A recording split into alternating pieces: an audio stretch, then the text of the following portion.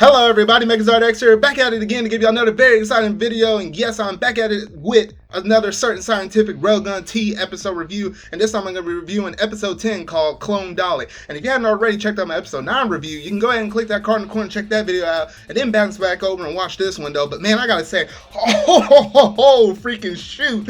Oh man, I was waiting for this episode, and we have to wait a little bit longer, with all these delays and stuff happening though, and yes, this episode was definitely worth it because we were finally able to get that flashback episode and get the, understand a little bit better Misaki's personality and character, and why she sort of kind of has trust issues and stuff, and always having to use her mental out power, which was, at the end of the day, was sort of kind of a little sick in some ways though. But I get a little bit further into that within my review though.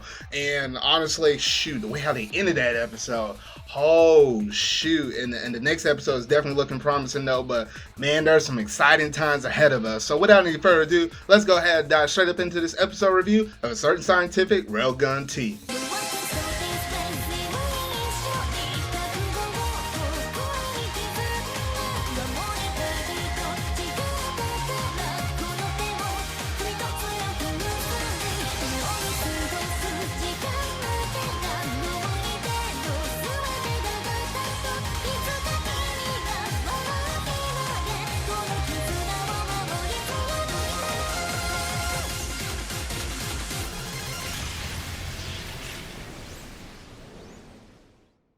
For as much as episode 9 revealed, it was just only the warm-up, and this is where we find out the real truth about what's been going on so far in this season, or at least a good chunk of the truth anyway.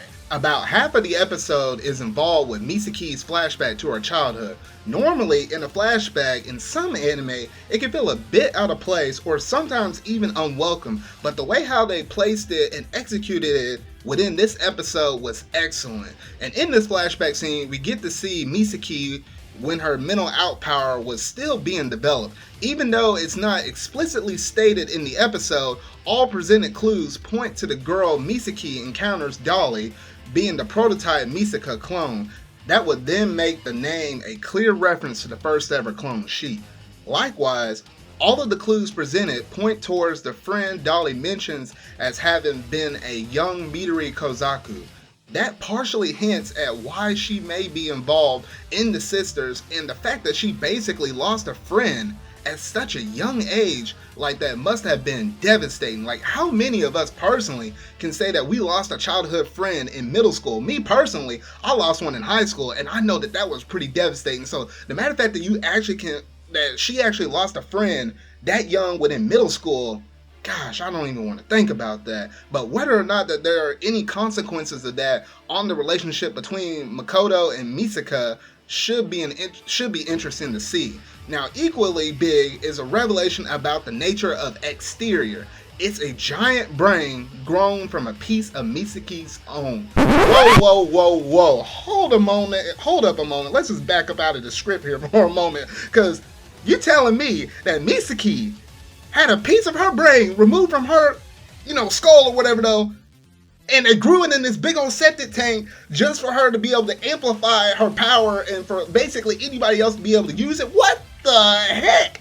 I know this Toharu series as a whole, between your index, your railgun, your accelerator, they be doing some crazy things though. But the matter of fact that, oh my gosh, they were, man, that's just a little bit rough to kind of wrap your mind around and think that, they actually took a piece of this girl's brain and grew it in a septic tank. Dang, Academy City, man, that's just a rough place to live. Gosh darn, that neighborhood though. But anyway, this brain was designed so that even someone without Esper powers could use Misaki's mental out ability if properly registered. That's a very scary thought, and Misaka might even be underreacting to the enormity of what that means when she's startled by this revelation. Its origins means that Misaki can harness it herself in order to tremendously boost the range and number of potential targets for her powers. Both those factors make it quite clear that she's so eager to keep it out of the hands, figuratively speaking, of Gensei Kihara. That was how she managed to mind control all of those people on the road jam and to move them out of the way, so she was able to kind of like bullet through and, you know, quickly kind of get over there to make sure that exterior was still all right. So the real problem is that for all of her canniness and abilities and manipulation, she's still an amateur compared to an old fox like Gensei. As he demonstrates here, once again, he's been at least a couple of steps ahead of her this whole entire time. Even adding another level 5 into the mix only causes him to adjust his timetable a bit, especially since, as it turns out, he was actually after Makoto all along, and his comment about being, you know, Alistair's favorite is also plenty interesting in itself. Now, for expansive and complicated as the Index series is, the story does a remarkably good job of always having its foundations in previously established events.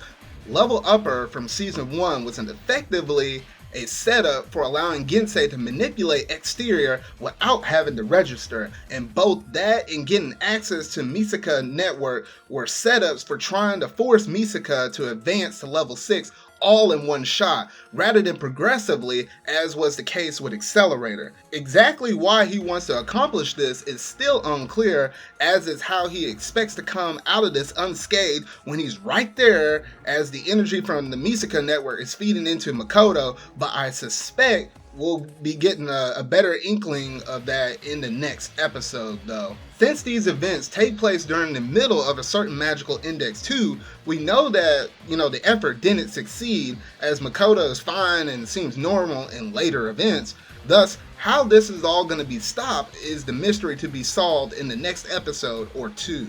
In this episode, we get to see Toma, and based on the preview footage for episode 11, it seems likely that he's going to get involved with Gunha and Kuroko, and with Last Order passing out, I'm sure that's going to get Accelerator's attention as well. So I am eagerly waiting to see how all of this is going to play out, and that's pretty much it for my episode review though.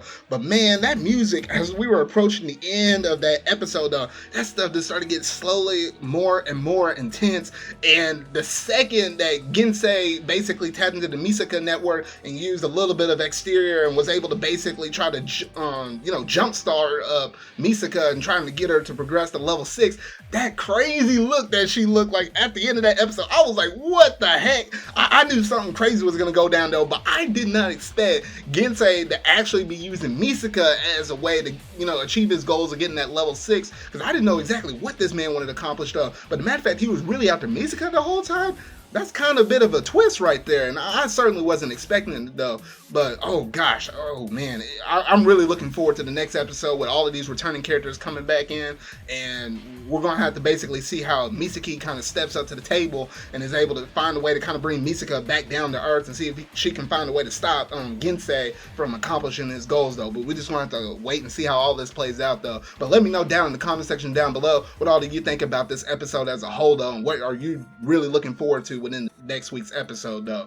So that's pretty much it for my review though. So if you really like this review, go ahead and hit that like button, go ahead and hit that subscribe button and that bell to stay up to date on all things Assert Scientific Railgun Tea. So make sure to tune in for next week's episode review over episode 11 called Joining Dolly whenever we get that episode drop. So remember y'all, until whatever video I make next, see y'all. What happened here? Did you hurt her? Yes, Alistair's favorite, kept hidden within the shadows of the main plan. What if I were to use this opportunity and trigger the awakening of your dormant powers? I wonder. Let's find out! Can Misaka reach the divine world of level 6?